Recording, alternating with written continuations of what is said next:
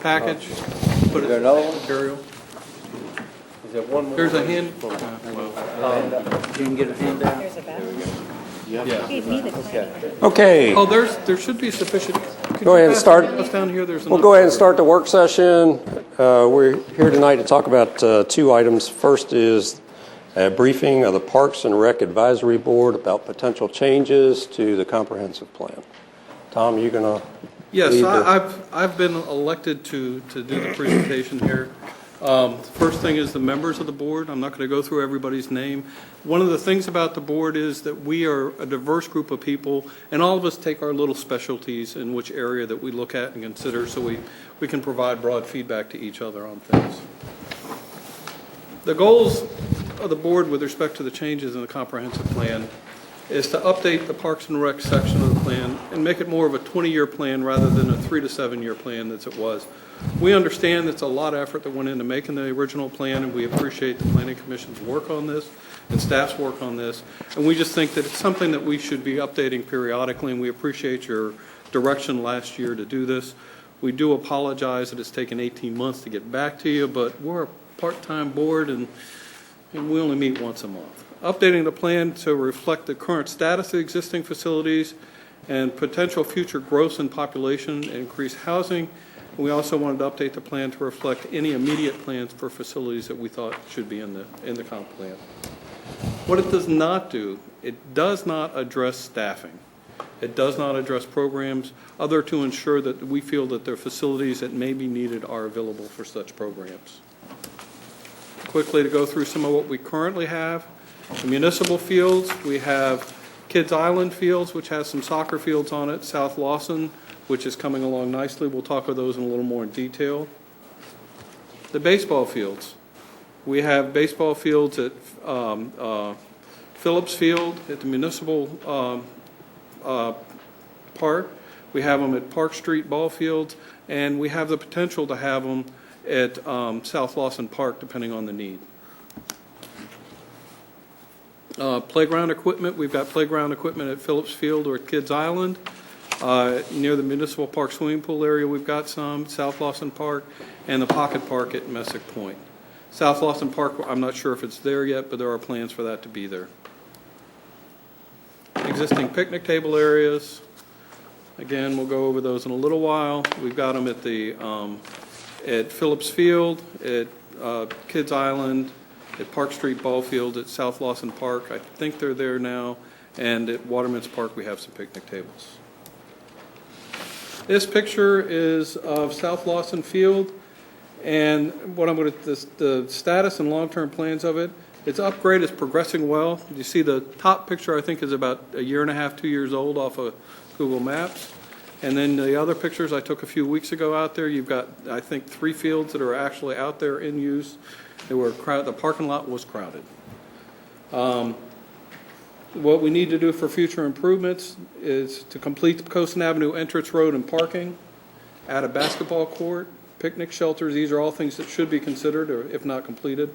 Permanent restroom facilities, playground equipment, walking and jogging path around the outside of the site, and lighting on a subset of the athletic fields, taking into considerations in the people that live in the neighborhoods nearby, and baseball and softball diamonds if the need exists. Here you have some of our baseball fields. You've got the baseball complex at Park Street, and the other one is the baseball field over there off of Phillips at Phillips Park. We should maintain these existing facilities. Phillips and First Field need a new sewer line to the field house. Continue to upgrade and improve Kids Island. Lighting upgrade to the city tennis courts and athletic fields. In Municipal Park, we should add another pavilion, size shelter. Upgrade the lighting for the baseball fields. The restroom facility, add restroom facilities, add a measured walking track. Improve security lighting and provide lighting to the auxiliary baseball field. Remember, again, this isn't just what needs to be done this year. We all understand the financial straits the city is in. This is a 20-year plan. Where should we be in the long term? 3/4 mile radius. One of the things that we've talked about a lot, Parks and Rec Advisory Board, is what should the city have in a big picture plan for parks? open space, place for a kid to go fly a kite, his family just to get out, be outside. And I think Virginia Beach said it right when they said there should be an open space park within a 15-mile walk, and to me that's kind of a 3/4-mile walk, for all city residents. And if you look at this map here, this shows you where we currently have parks. When the city's built out, we won't have open space. We won't have any more 10-acre lots that the city can buy to put parks on. And the other thing is that there's a potential, and you've got a meeting later tonight on this one, that you could use Chesapeake Bay funds. We've got to do a lot of work here, turning ditches around, putting in retention ponds and stuff. You could use Chesapeake Bay funds to establish a combination of a vegetated buffer area, stormwater detention or retention pond, and natural recreation area for new parks in the city. And there you go. Potential areas for new parks such that you could still keep this 15-minute walk concept. And the blue circles show you where I think where we felt you could have new parks and to keep it into this 15-minute model. The long-term needs is that there's a lack of parks in the north and west end of the city. Is this going to work? Yeah. Over in this end of the city. And where these blue circles are, where you might consider putting parks. As soon as funding is available, the city should procure land in the western district for a park size 8 to 15 acres. I've been on this board for about 6 years now, 5 years. And when I got on the board, people were saying they needed it then, and they needed it well before then. You should seek proffers for any new high-density construction, which should include a small neighborhood parks and playgrounds, and that those remain open for all city residents, not just the residents of the park or the neighborhood, if possible. In the long term, the city should consider 2 or 3 new parks in the northern and western end of the city, and that could fill in these blue circles where we currently have a dearth of available local parks. The municipal pool. It's 30-plus years old, and to quote staff, it has exceeded its useful life expectancy. The facilities are not ADA compliant. It's got an antiquated pool house. It's failing infrastructure, and it's a strong candidate for reconstruction. In fact, in your capital improvement plan, the current plan, you have an upgrade to or replacement of the pool house in 2013 and the pool in 2015. One of the things that you might consider is including this as part of the construction of a community recreation center, but that comes as the center might develop. Okay, for boat ramps,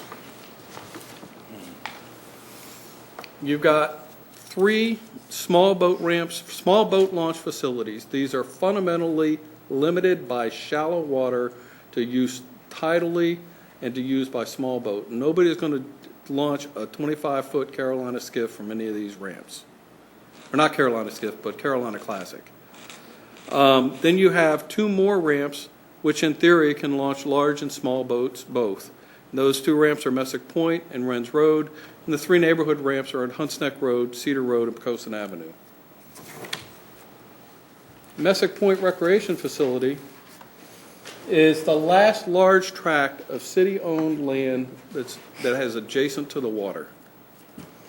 Any development, the board feels strongly on this one, that any development of the land at Messick Point should not detract from public access to the water on Front Cove, which is over on the right-hand side of the image here. That area is used by windsurfers, kayakers, small boaters, crabbers, things along those lines. The boat ramp and pier, the current boat ramp and pier should be maintained. You may want to consider adding a breakwater out on Back Cove to shelter the boat ramp and pier area. Once you did that, you could consider expanding the pier for smaller vessels. And also, the other thing is, in this photograph, which came off of Bing, I guess, it shows that the parking lot's kind of a third full or something. That's a normal weekend day this time of year. You go there on 4th of July, and there will be cars parked all over the grass. That's not even normal this time of the year. Okay. You've been down there Saturday. Oh, it was worse this past Saturday. I was down there the Saturday before, and it wasn't so bad. So it's starting to get crowded now. The real point here is you need to keep an eye on the parking area situation, and eventually we may need to expand it out to include more area, or to designate more of the grassy area as overflow parking. And one of the things we looked at recently with staff was in more inexpensive, less expensive, more environmentally friendly ways to put in overflow parking where it doesn't have to be lined parking. You can use a stone and grid type of arrangement. You don't have to worry about retention ponds or storm or wetlands mitigation or anything. The other thing is you should seek funds to build a public fishing or crabbing pier down there. The city has tried to do that. We need to go back and look at that again. And a small launching infrastructure should be provided so as to avoid conflicts between the trailered boats and the boats, people launching kayaks and rowboats and canoes and things at the boat ramp.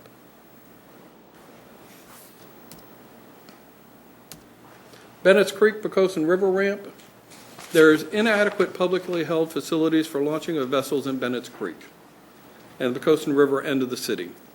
In the midterm, it's our opinion that the city should seek funds to procure land and build a boat ramp that addresses this need. The facility should have a 2-lane boat ramp, an ADA compliant boarding pier, 35 to 40 parking spots, restroom facilities, and any place you put any kind of infrastructure like that together, you should consider putting in a small ADA compliant recreational fishing and crabbing pier for the residents that just don't have a boat and want to get out and do something with the water. The neighborhood boat ramps. Wren's Road, the condition is poor and it needs to be rebuilt. If possible, redesign the facility to accommodate hand launch boats as well as trailer launch craft, and improve the parking situation. City staff is getting very good feedback from Department of Game and Inland Fisheries, and they're talking about moving forward with funding such an improvement. Poquoson Avenue, Cedar Road, and Hunts Neck Road, the existing ramps are in fair to poor condition and in need of maintenance and upgrade. Oops. They should be maintained as neighborhood ramps, and the public landings, neighborhood public landings such that small boats can be launched and retrieved without fear of damage to the vessel or trailers due to a faulty ramp or due to the armor stones and no place to put your boat while you go park.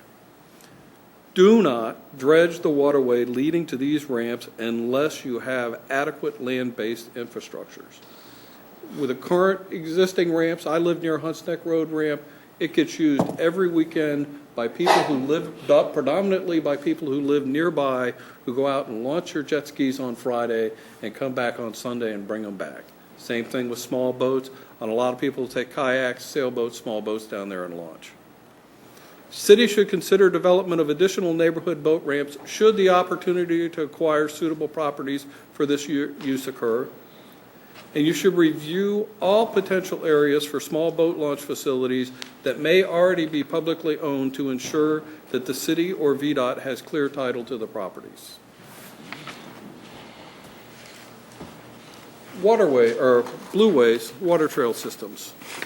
What you see on this map, the black and red just indicate separate legs of the trail, is the trails which can be put in place with no more than the stroke of a pen and the creation of a PDF document on Parks and Rec's webpage.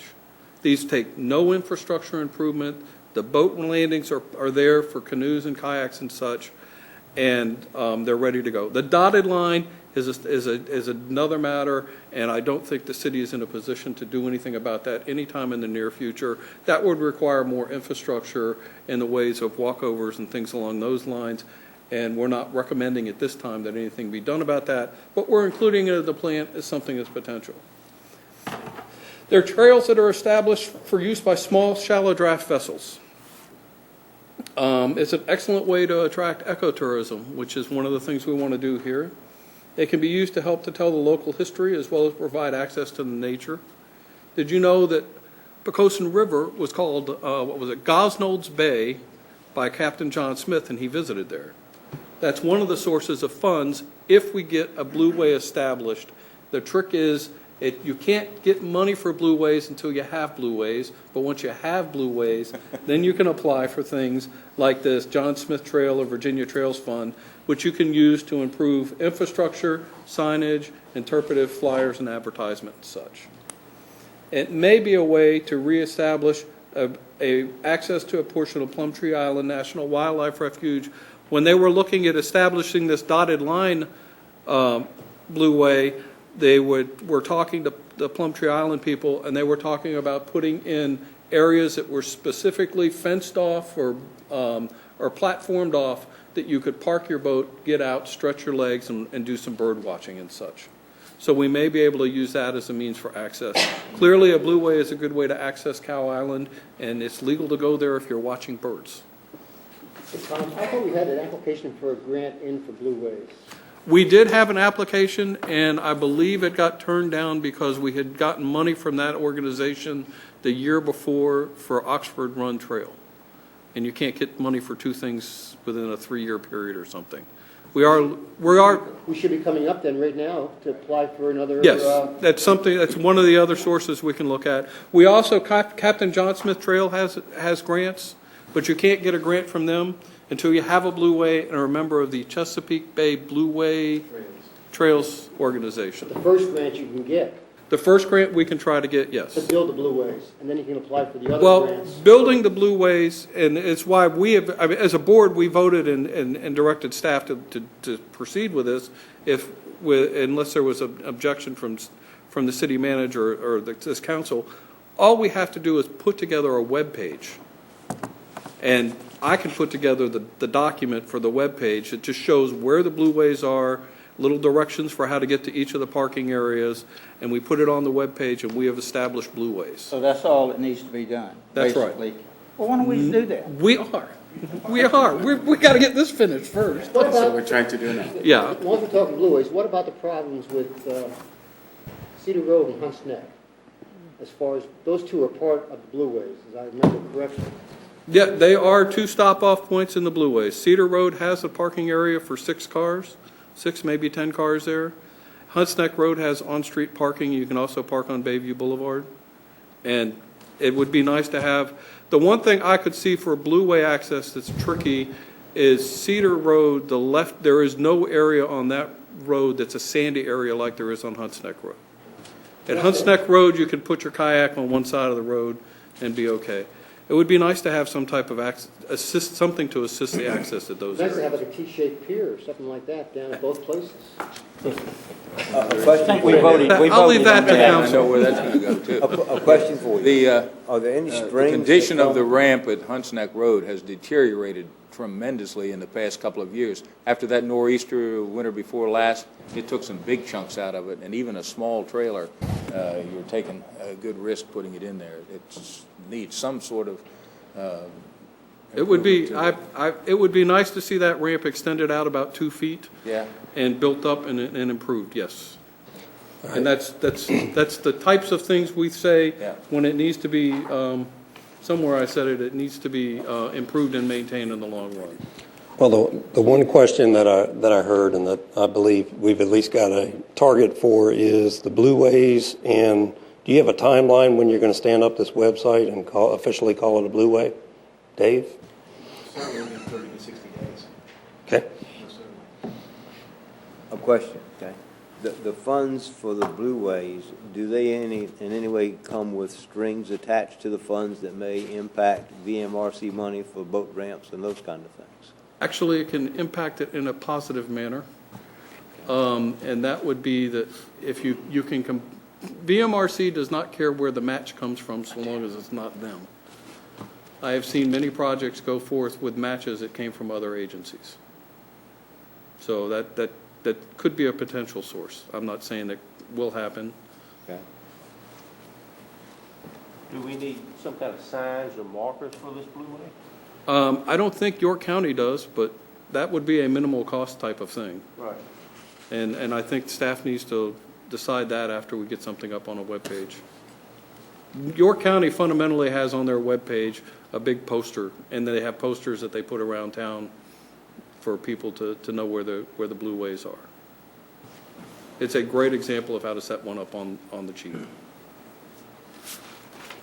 The way Dave and all talked about the Hunts Road dock, and also probably Cedar Road's in the same shape, and one down Poquoson Avenue is probably even worse. Someone's going to have to spend some money to upgrade the ramps down there, correct? It would cost money to, yes. For all three places. Plus, I'm not- if you're talking about Messick Point, putting in a smaller ramp down there. Well, the smaller ramp at Messick Point, and the only reason I'm talking, I'm sorry, I'm not letting other board members talk. I mean, This is your area. this is one of my areas, yeah. What we have talked about when, with John Gill, when he was in Parks and Rec and we were on the board, is a concept, one of two concepts. One is providing access through Front Cove, where you really don't have to do anything but just call it access and allow people to park there and maybe improve the shoreline so it's a gentler slope. The other concept would be to make minor improvements to the south side of the wave screen at Hunts Neck Road, I mean, not at Hunts Neck, at Messick Point, at the boat ramp, where it's got rocks and everything there, make it so it's a smooth slope going down, or to put a floating dock out there. I've talked to many kayakers that in the wintertime like a floating dock that's maybe 6 inches, a foot off the water, and that's the way they like to get in their boats. So a floating dock and a ramp that's maybe 3 feet wide going down to it would provide access there. Yes, there is money with that. I think that's kind of a $10,000 or $15,000 addition. John and I priced it out one time. But the better idea may be to do it on Front Cove to keep them away from the Absolutely. power boat launches. Big boats. Yeah. It gets a little congested. And We don't need to be adding more to it. And the problem you have with Front Cove, let's see if I can get back to it. It's got parking is one problem. Well- No, you don't. That's right. You have the fields there, yeah. You have the fields here, and the problem is, let's see here, right in this area is where the people used to park, and now there's a row of no parking signs here, and it's because of the people coming in and abusing the field here with the four-wheel drives, and the fact that this has pretty much a hill in it, so once you get any dead grass there, you'll end up with a rut and water erosion on it. So it would have to be, somebody would have to consider putting money in towards improving the ground itself so that it could handle the abuse of cars driving on it during the summer. And again, you'd probably only be talking about one, weekend type traffic. And that could be done as part of the concept for expanding the parking and improving and having some type of on-grass parking for the boat ramp itself. Yeah, it should be included, yeah. So where was I here? Nope, wrong way. Blue Ways, okay. Public beach. No, Cow Island, I don't know if that one will work. The city has 80 miles of shoreline, yet it does not have a sandy public beach for its residents. The city should construct a small sandy beach area, and it should have adequate parking, restrooms, and if possible, an upland playground and picnic area. The beach that comes to mind to me is the one just the other side of the Gloucester Bridge, where there's a pier also, and it's got a public beach right there. Yeah. One area that has been discussed, but nobody has moved forward on it, is Front Cove, and that's another reason why the Parks, our board really thinks that any development at Messick Point should leave that land right adjacent to the water in city hands. 20-year plan, if you remember the survey we did 2 years ago, that was like the #1 priority. You live on the bay and you can't even see the water. People come from Poquoson and Cedar Chesapeake Bay and you can't even get to it. And we're trying to be responding to what the people in the city really want. Let us see the bay. We do something in the bay. It would be nice for people that don't boat to be able to enjoy the water as well. To go down and have a place where they can go and spend an afternoon. So something like that would involve probably working with the Air Force or Langley Air Force Base when they do maintenance dredging, getting that sand dumped. You'd have to get a ton of permits, and it would be a major task. But that's not, and again, it's not something that you're going to do next year. but if we don't think about it now and we don't set the land aside and say, you know, this is the kind of thing we want to do here, it will never happen. Walking trails. We have currently 3 walking trails in the city: Oxford Run, Phillips Field, and around at Municipal Park, and South Lawson Park is being developed into one around the outside of the playing fields. Let me ask you a question. What's the status on this thing we were gonna mulch over here down that pipeline? Did that ever? That is Oxford, the one right outside of City Hall here? No. No, we Across the were street. talking about Where doing they a put Across the mulch street, Put where they trail. put the pipe pipe in. down. We didn't own the mulch. We were gonna have to pay for the mulch. Originally, we thought the mulch would be free. The biggest impediment is that we've been unable to secure the access easements that we had hoped that we would from the property owners. Which is Hampton Road Sanitation. Well, it's, What I was thinking. Hampton Road Sanitation has that, they have an easement. Right. However, their easement is for their exclusive use, so their So they don't position. want, they don't want residents to walk on top of that pipeline? That's not, no, that's not it. Their easement is very specific.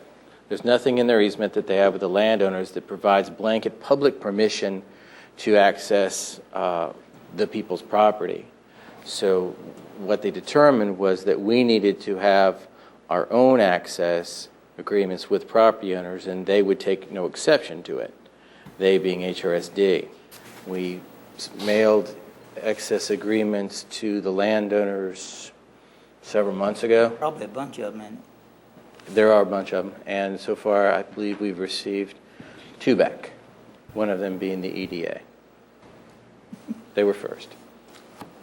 We've had conversations with attorneys for 2 others.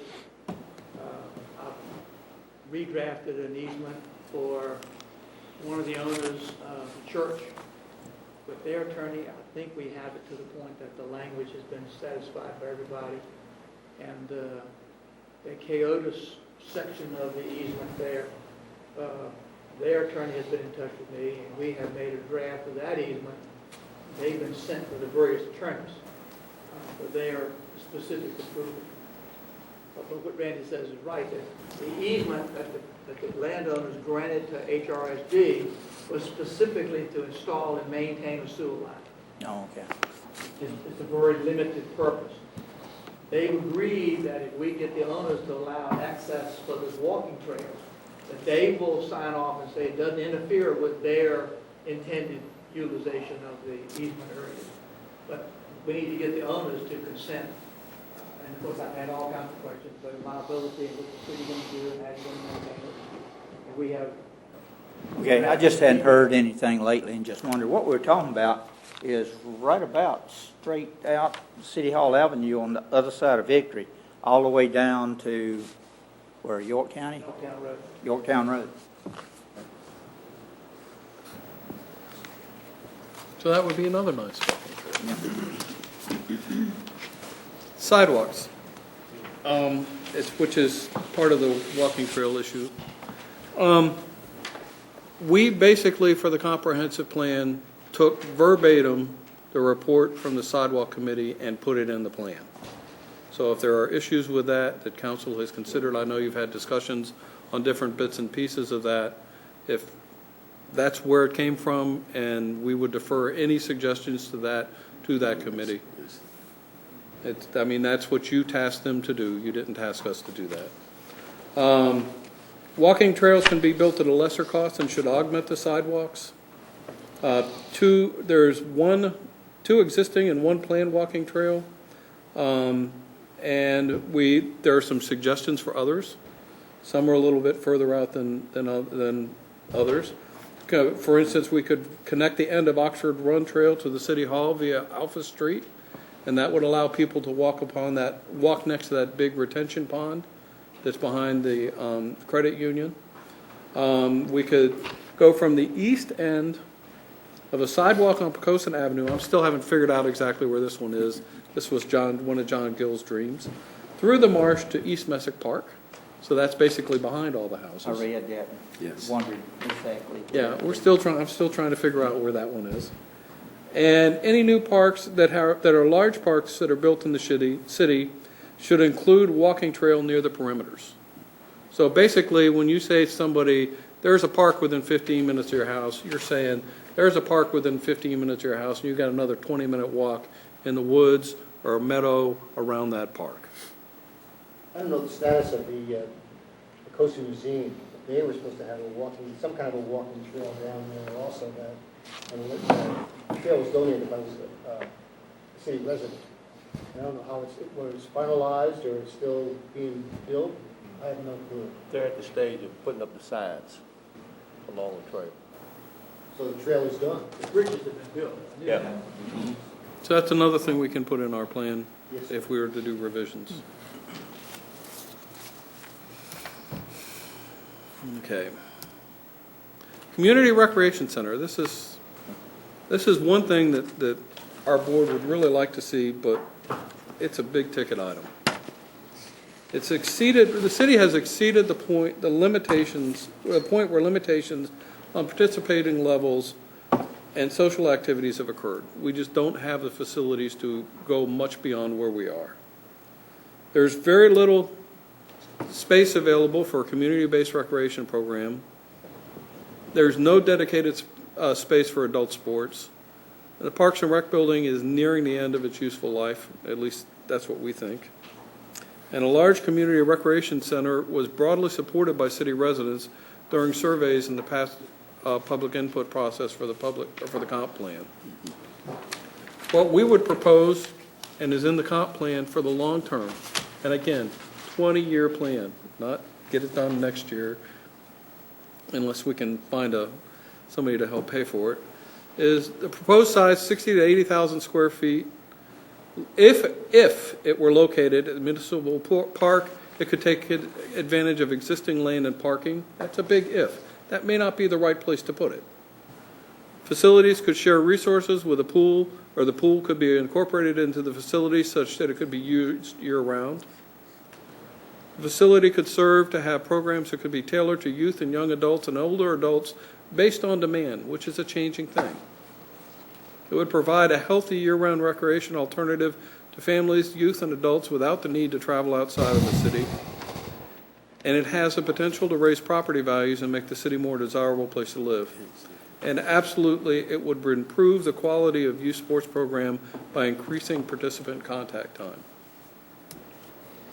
Some of the things that we would look at to put in such a facility is gymnasium, 2 full-size racquetball courts, a fitness room with free weights and cardiovascular equipment, a dance aerobic studio, whirlpools, performing arts facility, youth art and computer center with computers, indoor walking track, teen area, a new parent fitness and cyber machines with supervised by the parent infant play area, senior citizens lounge, arts and crafts rooms, community meeting rooms to seat up to like 50 people, large kitchen, meeting rooms to accommodate various size audiences. We believe that we have provided an updated section for the comp plan which will address the long-term needs of the city. We hope that you and the public will see our suggested changes to the existing plan favorably and agree to the updated plan accordingly.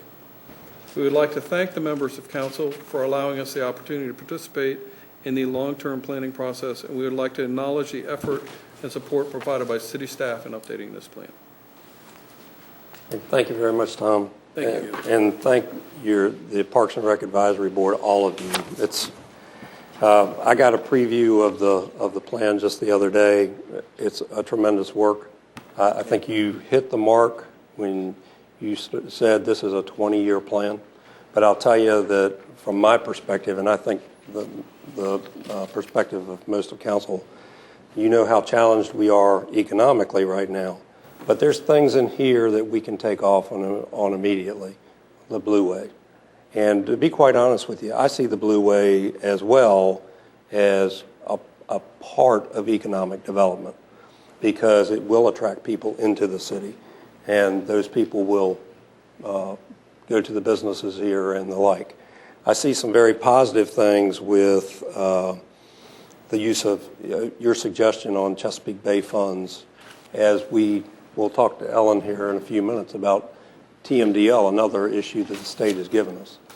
The bigger ticket items, we're just going to have to give you a we'll see. Okay? We'll see how the economy breaks down. But this is a great plan as far as I'm concerned, and I think the appropriate order will be for council to consider sending it to the Planning Commission just for review, not for a vote. They'll need to, if you send it to them, Okay, they'll they'll need to vote. subject it to public hearing. Okay, they'll do a public hearing, or we could do it directly ourselves. So it's really, that's the question for council here, is which way do we go? I have something I'd like to, You know, it seems a lot of these projects appear to be reasonable price-wise. Mhm. I mean, we're not talking, for a lot of things, big dollars. I mean, yeah, the community center is a big dollar thing. Got it. But a lot of them, maybe enhancing the boat ramps down at Hunts, Hunts Neck and Cedar and whatever. We're not talking, millions of dollars or hundreds of thousands of dollars, that maybe it is feasible to do a lot of the smaller things. I know we're not talking dollars tonight, but, maybe it's feasible to, bite off a couple of the smaller things that could enhance the quality of life for the citizens. I mean, look at the beach area. I think that'd be a great idea, Front Cove. I don't know what it would cost to do something like that. That's one of those, I think that's one of those big ticket ones. Big ticket item. Well, this is some of this. But we there's a can do lot of planning and a lot of work to volunteers. do with that. If you start bringing in. You know, Making a sandy beach. Well, just various things that volunteer groups would be willing to work with and do.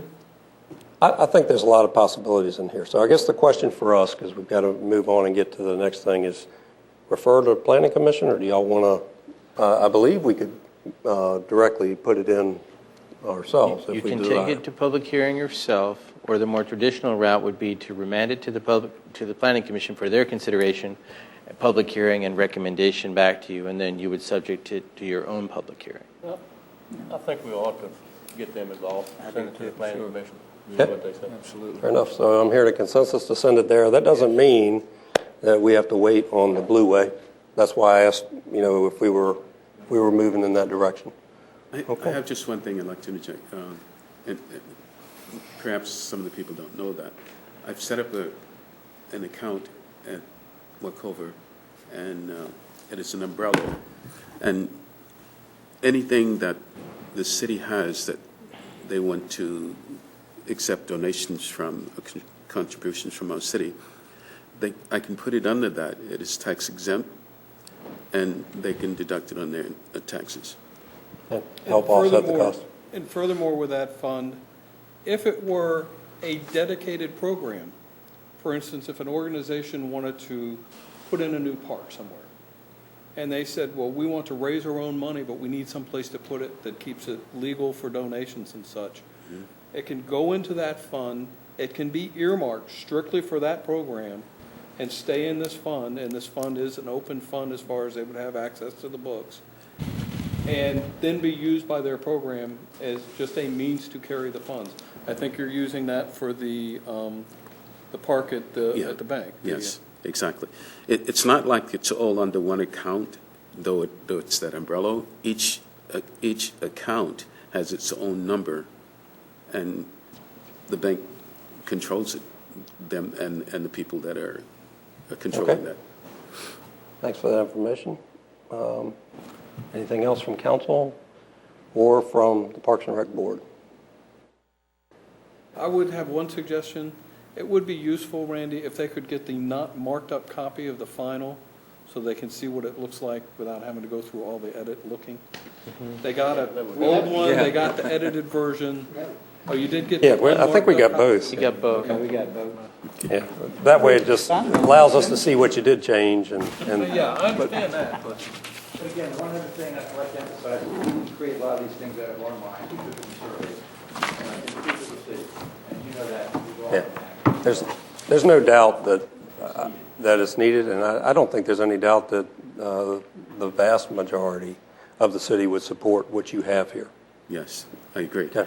The one last thing that I have, I'm sure that most of the council has heard about this already, that I went out to NASA and asked for 20 laptop computers with workstations, and in 7 days, they called me and said, can you come pick them up? Well, it's a bit early for my program, so I donated them to the school. Yeah, thank you. And thank you for all the work you've done with this. Clearly, I mean, it takes time, and so we were happy to wait the amount of time, so this is good stuff. Well, thanks. Very good. Thank you for taking the time to meet with us. And if you need any of the maps and stuff edited, I can do that. Now, if any of y'all would like to stick around for the next work session with Ellen, she's going to tell us about TMDL, and I'm going to tell you it's a very interesting discussion. Oh, but thank you. because I make mention of that because, as you suggested, there's maybe some potential for helping with the environment and Parks and Rec at the same time. So you're welcome to stay and listen as she does her presentation. Don't feel like we're trying to get you out the door, but I do want to hear what she has tonight. Okay?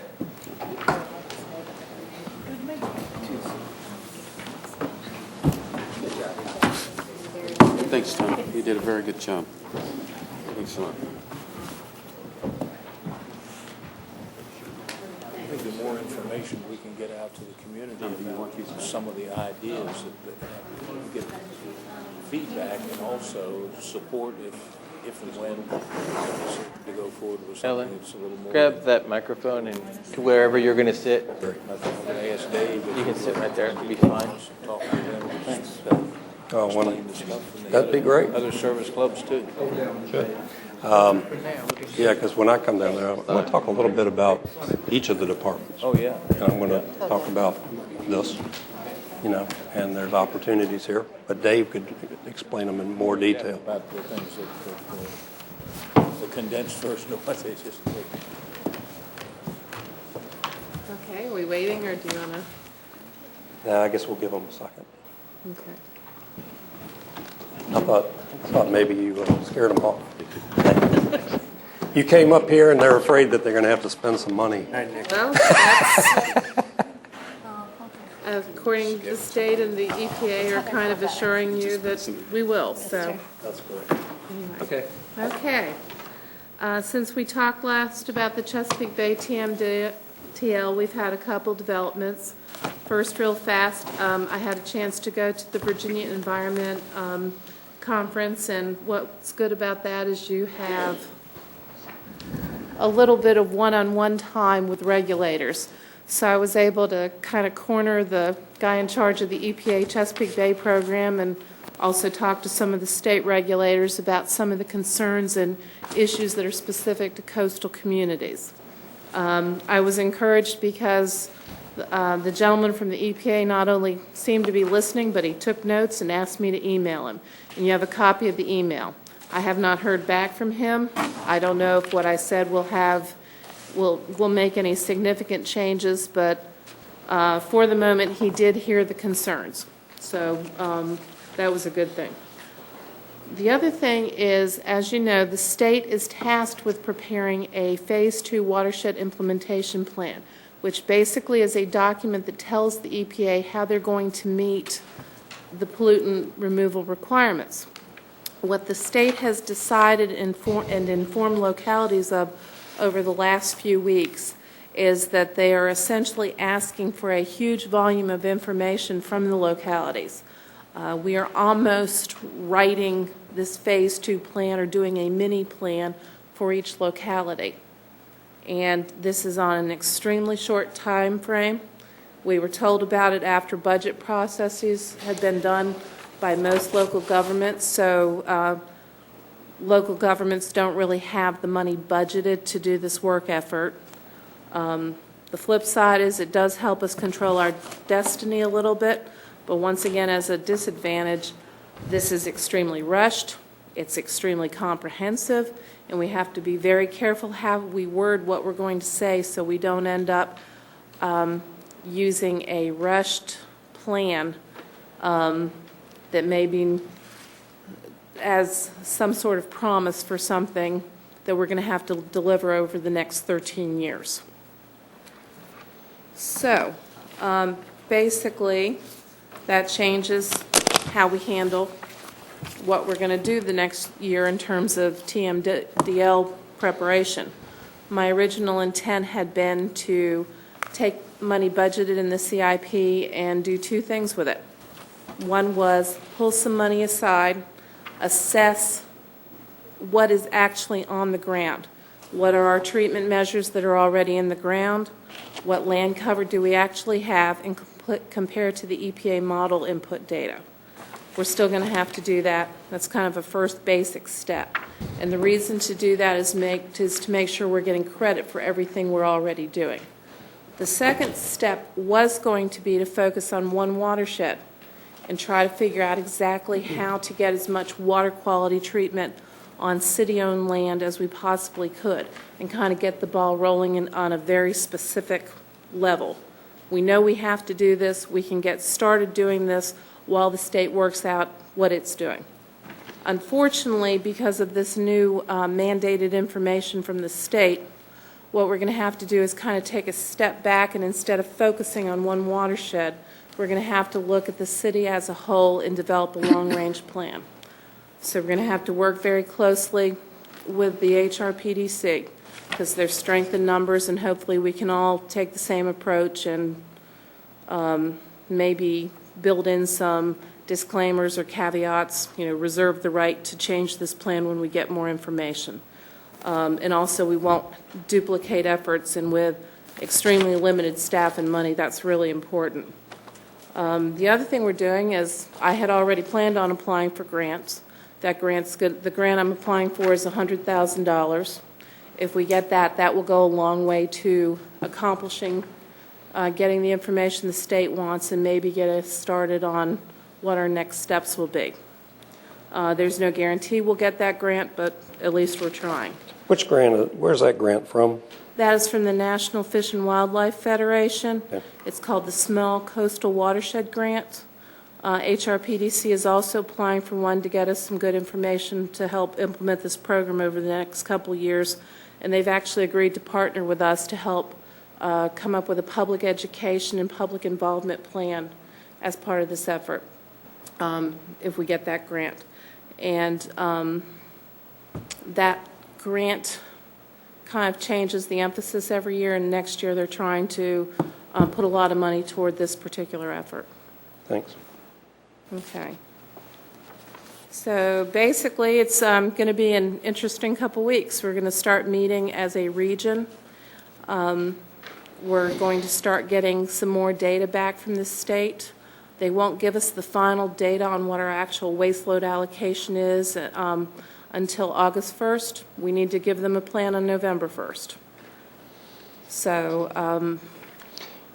And this came from the state, not yes. Jeffrey Corbin and them kind of, the EPA guidelines a little different than that, right? Or are they looking for is the state really looking for a preliminary plan? Or are they looking for, this is no kidding, this is it?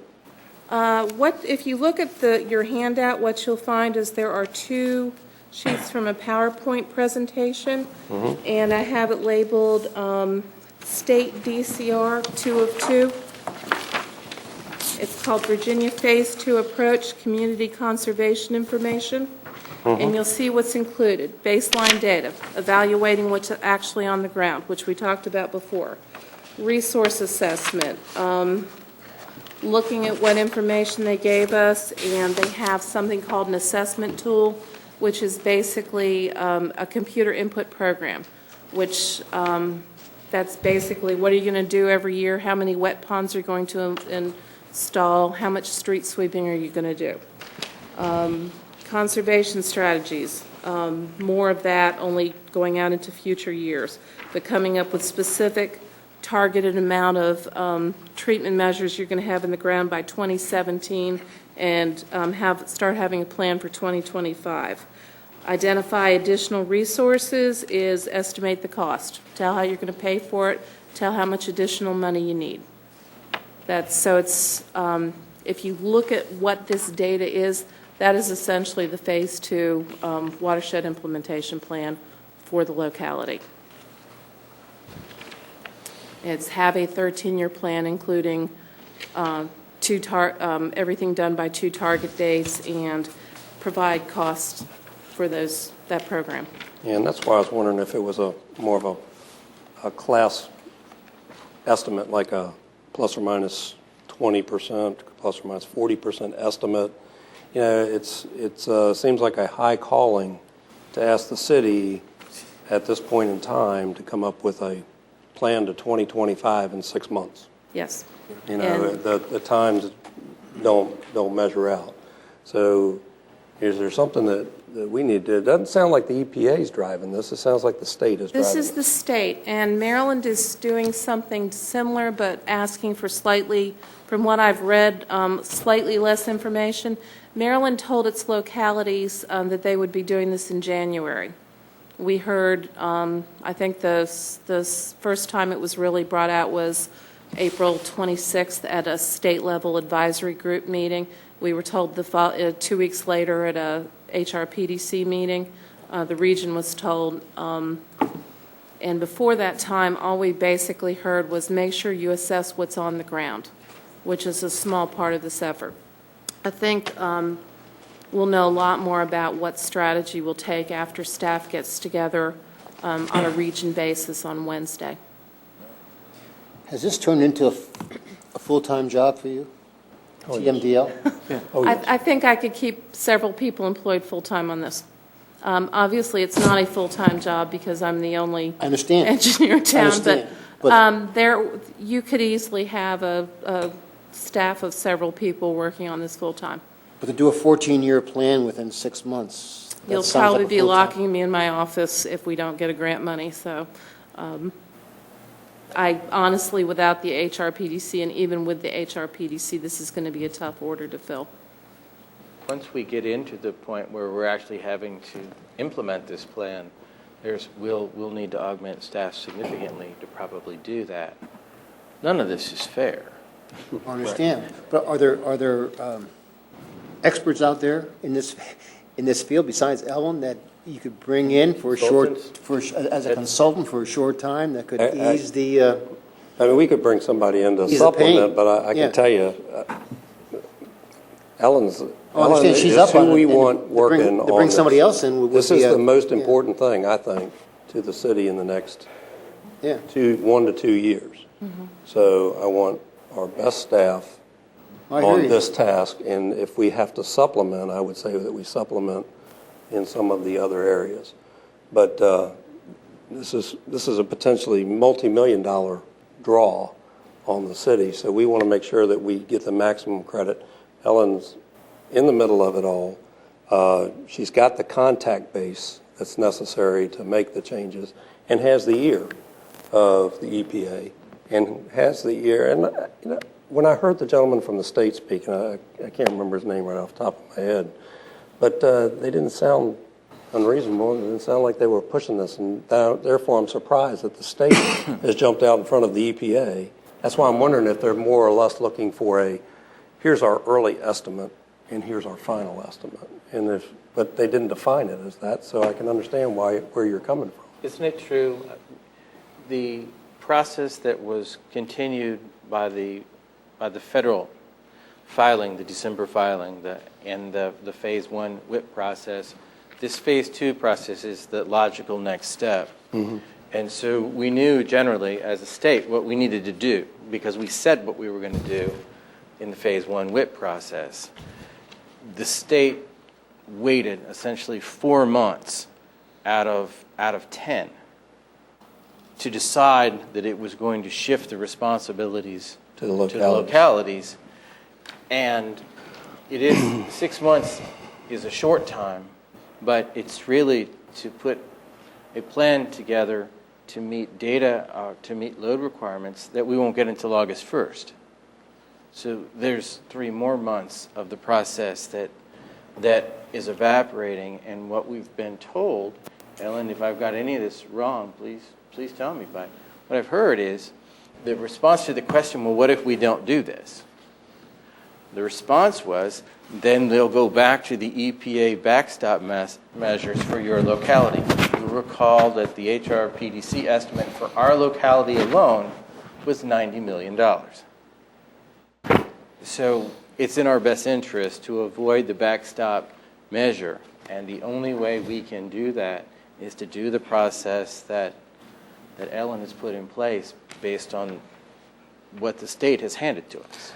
And I'm right there with you, but part of Ellen's initial, she can take the survey of what's in the ground, okay? And you can make those types of estimates. But a big question for the city of Poquoson is the one that she's asked back in April, on April 11th of the EPA, that says, you know, we're a coastal community, and coastal watersheds flood, and we flood tide, and then we ebb. So it's like, okay, well, how does that factor into your formula? And since April, okay, out of 6 months, we should be able to get an answer at least in a month. Okay, so we've got to help from our perspective in making sure that those in these agencies understand that, hey, we'll try and come up to the table, but you've got to come to the table as well with answers. One of the advantages we have as a region is we have a much stronger planning district commission, and we have worked together on stormwater permitting for a number of years. And there's strength in numbers, and absent someone from the state saying you shall do steps A, B, and C, hopefully we'll be able to come together as a group and say, this is what we are doing, this is the information we're giving you now, this is what's subject to change, and come up with something that is a bit more reasonable. I think we need to have a combination of working together to come up with a plan that is regionally consistent. So, in other words, York County may have a plan, Poquoson, Newport News will each have an individual plan, but they're going to look pretty much, they're going to follow the same format and be very similar.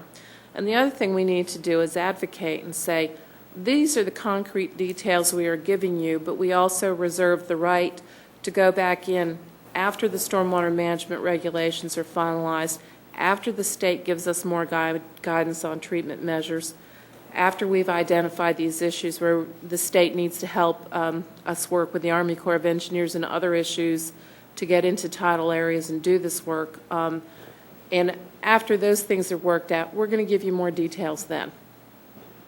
I think that's a good strategy. So we're going to put lots of disclaimers. Oh, in. yeah. Maybe a little note on every page at the bottom. But I'm just wondering if we shouldn't send them something right up front that basically says, here's our issues, and here's the timing of the thing, and here's what we're going to provide based on the time that we've given. And oh, by the way, we need timely responses to the questions. And that's, rather they have to get on the phone on a weekly phone call and come through those items. Well, I know HRPDC has started writing a letter to the state. I see them exchanging lots of Right. mail, lots of very long letters. I will be curious to see what happens at this Wednesday's meeting, to see how other localities are reacting to.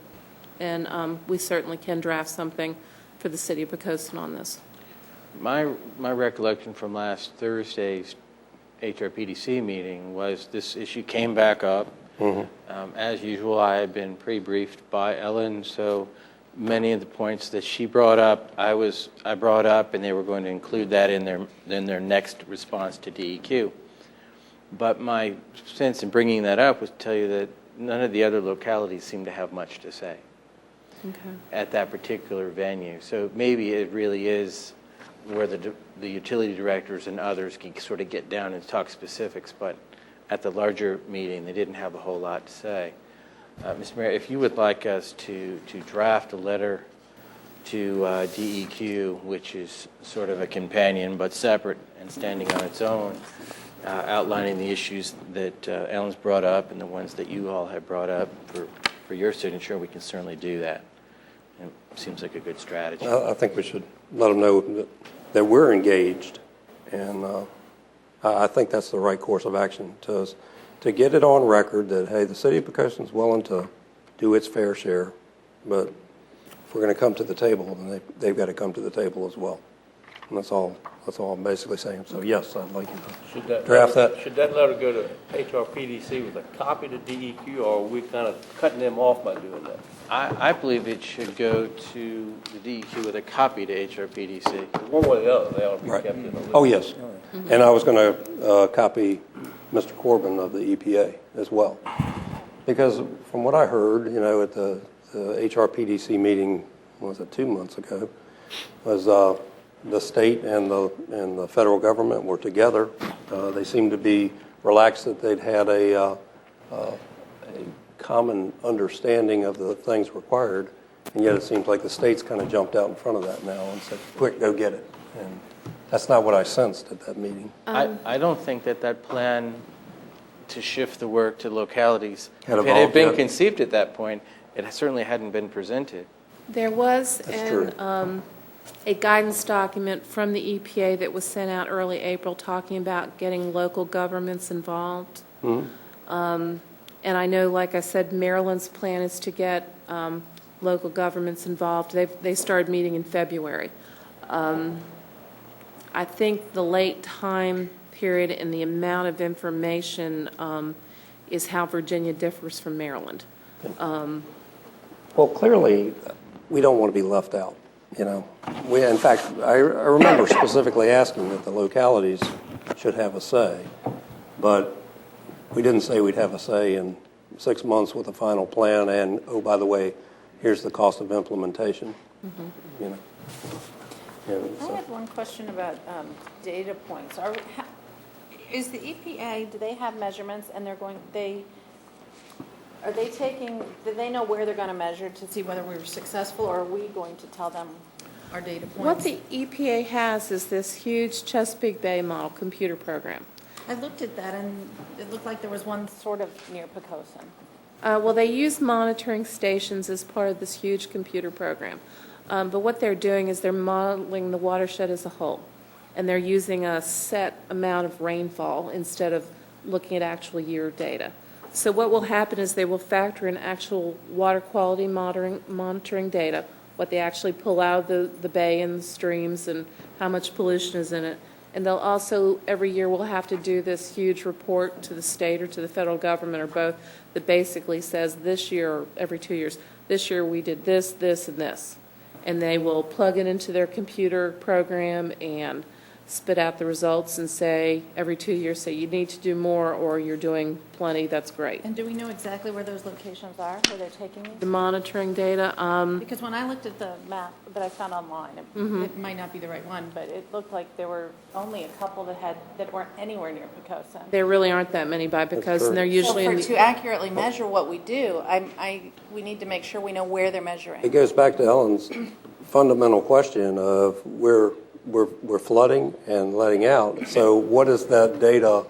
If you've got your data set here and the water comes in this way and goes back by this way, it's the same measurement. And they'll be able to tell upstream and downstream whether it gets more as it comes to Poquoson and leaves. But I'm not so sure that there's a good measuring point anywhere near Poquoson. Well, and also remember that the major way they're monitoring success is a computer simulation.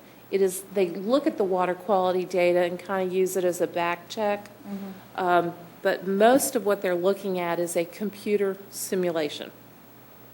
So it's, Instead of and the actual that's, water quality. right, and that's, you may recall at the beginning of this process, all the conversations about, is the Chesapeake Bay model truly accurate? And there's a lot of concern about that. And that is the big test, that computer model. Well, certainly someone has asked the question, why not look at the actual data rather than the computer model? Is there a response to that? I haven't heard a response to that. I would imagine they would talk about how rainfall differs from year to year, and their thinking is if they use a model set of rainfall and plug it in there, they're looking at it under the same conditions year in and year out, so they can truly monitor progress. But that's an EPA question, and Which there are should many questions about the truly model. worry the taxpayer who's going to pay money, pay a lot of tax dollars to potentially handle an issue that's just on a computer. No basis in science. So it's a lot of good questions. I want to say this up front to Ellen with people here, okay? My hat's off to you. Okay? It really is, okay?